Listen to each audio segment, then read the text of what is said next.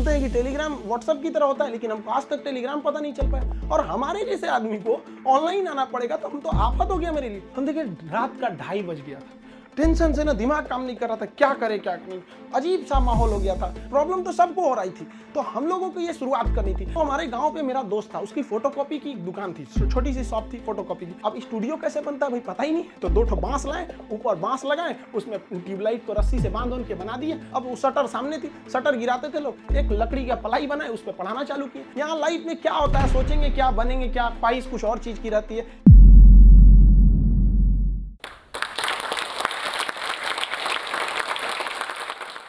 जय हिंद। बेहतर से बेहतर होने का तलाश करें, मिल जाए नदी तो समंदर की तलाश करें। टूट जाते हैं शीशे पत्थर की चोट से, पत्थर टूट जाए ऐसे शीशे तलाश करें। आज हम आपसे बीच में बात करते हैं अपने बचपन के कुछ कहानियों की। देखिए हमारा परिवार एक जॉइंट फैमिली में, हम लोग एक छोटे से परिवार में जन्म लिए। सब लोग एक साथ रहते थे, अंकल सबका परिवार यहाँ पे, उसमें हम लोग के मकान के भी एक कमरे थे जिसमें हम लोग रहते थे। बचपन में हम बहुत बदमाश थे, मेरी मम्मी को सबसे ज़्यादा परेशानी थी, क्योंकि जॉइंट फैमिली होने की वजह से क्या होता था कि परिवार में बहुत लोग रहते थे, मोहल्ले वाले, पड़ोस वाले, और उस समय मोबाइल वगैरह नहीं होती थी, हम लोग यही गुल्ली डंडा वगैरह वाला खेलते रहते थे। डेली किसी न किसी से हम झगड़ा किए रहते थे। मेरी मम्मी परेशान होकर रहती थी, करेगा क्या ज़िंदगी में, बहुत परेशानी हो जाती थी। और बचपन में थोड़ा सा फाइनेंशियली प्रॉब्लम होने की वजह से हर चीज़ लिमिटेड तौर पे मिला। स्कूल हम एक नॉर्मल से स्कूल में गए, और पेंसिल वगैरह तक का भी बचपन में हिसाब मिलता था। पेंसिल खरीद के आती थी, उसमें से आधा काट के आधा तुम लो आधा तुम लो, तुम्हारा पहले कैसे खत्म हो गया, तुम्हारा ज़्यादा कैसे चला, काफ़ी ये सब समस्याएं थी। घर के आगे एक कॉलेज था, उस कॉलेज में हम लोग जाते थे देखने के लिए, किसी का पेंसिल तो छूट नहीं गया, किसी का पेन, मतलब जो कुछ किसी का रह जाता था छुट्टी के बाद तो लेके आते थे लोग। या फिर किसी का मतलब कोई किसी के पेज में, किताब में, कॉपी में कुछ पेज सादा बच जाता था, तो हम लोग उसको कलेक्ट करके ले आते थे और मम्मी को देते थे। मम्मी देखिए इसमें 2 पेज सादा है, इसमें 3 पेज है, उस सबको ले आके एक जगह बनाते थे। मम्मी उसको सुई धागा से सिल देती थी और उसको हम लोग एक कॉपी बना लेते थे। आज भी आदत उसी में है। ये आज महंगी कॉपियों पर तो हाथ ही नहीं चलता है, वहाँ पर उसी भी आदत लग गई है वहाँ। और बचपन में हम लोग के घर पे गाय वगैरह भी थी, छोटे छोटे जानवर वगैरह, ये सब के पालने में इन लोग के लिए करते रहो। ये सब करते करते बचपना निकल गया। और इस बीच मेरे पिताजी जो थे वो अलग अलग जगहों पे वर्क करते रह गए, कभी शिप बिल्डिंग में, कभी पाइपलाइन में, कभी फॉरेन में, अलग अलग जगह पे। एक स्टेबल नहीं रहा, जिसका खामियाजा हम लोग को आगे जाके बहुत बड़ा भुगतना पड़ गया था। फाइनेंशियली खराब होने की वजह से हमको शुरुआत में, हम जब 8 पास किए तो वहीं से हमको फौज में जाने का थोड़ा सा जुनून लगा कि हमको फौज में जाना चाहिए। तो हम 9th में जब पढ़े थे, सैनिक स्कूल का एंट्रेंस का एग्जाम दिया, उसमें मेरा सिलेक्शन ही नहीं हुआ, पता नहीं क्यों सैनिक स्कूल में नहीं हुआ। तो फिर हमने पॉलीटेक्निक का दिया, तो पॉलीटेक्निक के भी उसमें देखिए एक्चुअली क्या है कि जो एकेडमिक पढ़ाई होती है उससे थोड़ा सा बेटर होता है जो कॉम्पिटिटिव होती है। तो 8 के बाद ही सैनिक के लिए एक कॉम्पिटिटिव वाला माहौल आ गया था। फिर पॉलीटेक्निक में दिए, उसमें रैंक अच्छा नहीं आया तो हम कहे छोड़ो, अब नॉर्मल 10th यानी मैट्रिक करते हैं, उसके बाद इंटर करते हैं। इंटर करने के बाद फिर हम लोग ने सोचा कि एनडीए का देते हैं। इस बीच AI ट्रिपल हम लोग के वक्त में होता था, AI ट्रिपल ही, उसको दिए। IIT के दिन तो हम सोए रह गए थे वहाँ। फिर एनडीए के गए सिलेक्शन के लिए, तो एनडीए में रिटन एग्जाम हुआ, वो काफ़ी ठीक ठाक था। और एनसीसी वगैरह हम लोग ने किया था, तो उससे फौज से काफ़ी ज़्यादा उससे जानने को मिल गया, कौन सा हथियार कैसे काम करता है। ये वो एक जुनून हो गया कि भाई हम लोग को ये कॉन्फिडेंस था ना कि फौज में हो जाएंगे तो ट्रेनिंग की कुछ खास जरूरत नहीं पड़ेगी। हम लोग तो इसे बहुत हद तक जानते हैं हथियारों के बारे में। सब होने के बाद वहाँ पे क्या होता है कि ये सिलेक्शन काफ़ी प्रोसीजर काफ़ी कॉम्प्लेक्स होता है। वहाँ मेडिकल जांच होती है हर चीज़ का। मेरा हाथ काफ़ी टेढ़ा है, अभी इतना टेढ़ा होने की वजह से दोनों हाथ कि मतलब अब मेडिकली आउट कर दिया जाए। अब मेडिकल आउट होने की वजह से ये सब चीज़ें सही नहीं हो सकती हैं।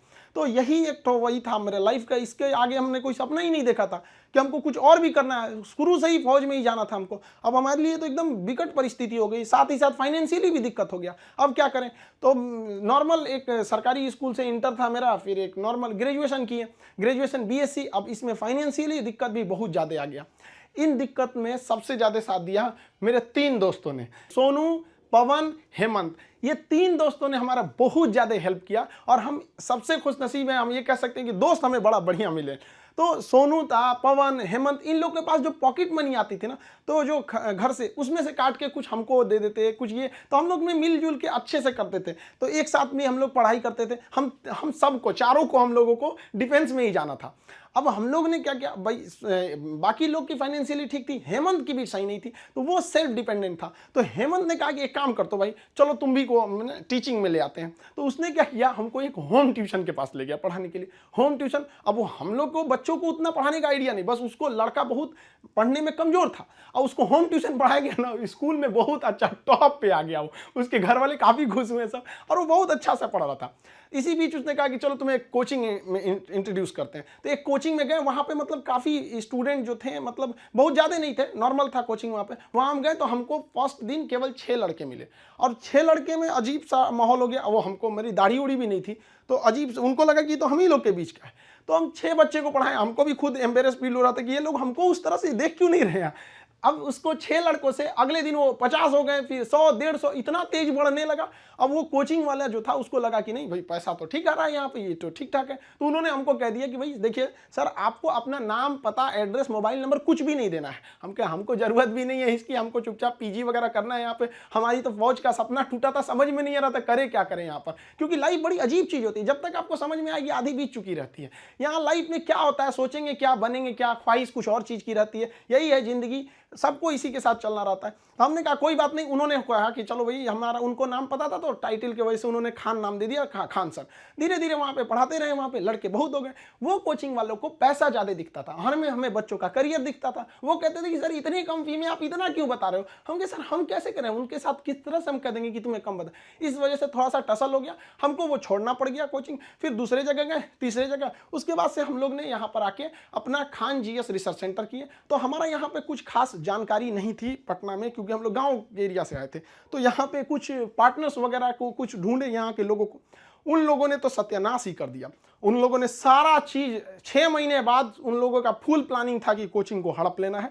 उन लोगों ने कहा कि बेंच भी मेरा, कुर्सी मेरा, पंखा में, सब कुछ। हम तो परेशान हो गए, मेरे पास कुछ भी नहीं बचा। ये हाल कर दिया लोगों ने कि हमारे जेब में केवल 40 रुपया बचे थे और घर लौटने के लिए 90 रुपये चाहिए था। हम परेशान हो गए, भाई कम से कम 90 तो छोड़ो, घर चले जाएं यार, पे यहाँ पे क्या कर दिए। कोई दिमाग काम नहीं कर रहा था। तो गंगा के किनारे हम बैठे थे शाम के वक्त में, टेंशन में। यहाँ पर सोचे कि अब टेंशन में जाएंगे अब रूम। तो यहाँ से जब रूम पे गए, वहाँ पे पता चला वो दरवाजा खटखटाए तो कोई खोल ही नहीं रहा था। बड़ा देर बाद खोले तो मुझे कहाँ थे, हम कहे यहीं पे नदी बैठे थे, टेंशन में थे थोड़ा सा। कहे कितना टाइम हो रहा है, हम कहे यही 7-8 बज रहा होगा। तो उन्होंने कहा कि घड़ी देखो। हम देखे रात का 2:30 बज गया था। टेंशन से ना दिमाग काम नहीं कर रहा था, क्या करे क्या नहीं, अजीब सा माहौल हो गया था। अब हमको समझ में आ गया कि भाई हमारे पास केवल 40 बचा है, यानी ऊपर वाला हमको रोक रहा है यहाँ पर किसी ना किसी वजह से, तो हमें रुकना चाहिए। अब फाइनली हमने भी डिसाइड कर लिया कि अब हमको अपने फिर से एक नई शुरुआत करनी है। इस बीच हमको एक अनुभव मिला कि भाई सब पर आप आंख बंद करके भरोसा नहीं कर सकते। अब टीचर और स्टूडेंट का एक रिलेशन भारत में बहुत बेहतरीन है, ये आदि काल से देखा जाता है। तो हमने क्या किया ना, अब कोचिंग्स में ना स्टूडेंट्स जो थे, बहुत जो पुराने थे, जिनका मान के चलिए कहीं जॉब हो गया, अभी ज्वाइनिंग लेटर का वेट कर रहे हैं ऐसे, तो उन लोगों को रखे कि भाई देखो हम लोग को फिर से शुरुआत करनी है, क्योंकि ऐसे हम लोग छोड़ नहीं सकते हैं। क्योंकि यहाँ पे क्या हो गया कि कोचिंग एक इंडस्ट्री बन चुका है, लोग इसको इनकम सोच रहे हैं। अब हम लोग आंख में इसलिए खटकते थे, हम लोग के लिए पैसे मायने नहीं रखते थे, लड़कों का पढ़ाई मायने रखता था। तो प्रॉब्लम तो सबको हो रही थी, तो हम लोगों को ये शुरुआत करनी थी। अब शुरुआत किए कैसे तैसे, थोड़ा बहुत पैसे से स्टार्ट किए लोग। अब वहां पे क्या है कि जो गरीब है पैसे मत दो भैया, विकलांग हो मत दो, कभी कोई इस तरह से जोर नहीं दिया गया। इस वजह से ही फाइनेंशियल प्रॉब्लम है। अगर अदरवाइज में आदमी पैसे के पीछे पड़ा रहता तो कोई प्रॉब्लम नहीं था। इस बीच हमारे कोचिंग पे बम चल गया, तबातोड़ बम चल रहा है। हमको अजीब सा लग गया कि भाई हम कोचिंग में कि बॉर्डर पे खड़े हैं, हमारा सपना तो नहीं पूरा हो गया, हम फौज में आ गए हैं। दीजिए देख रहे हैं पूरा अफरा तफरी मचा हुआ है बम से।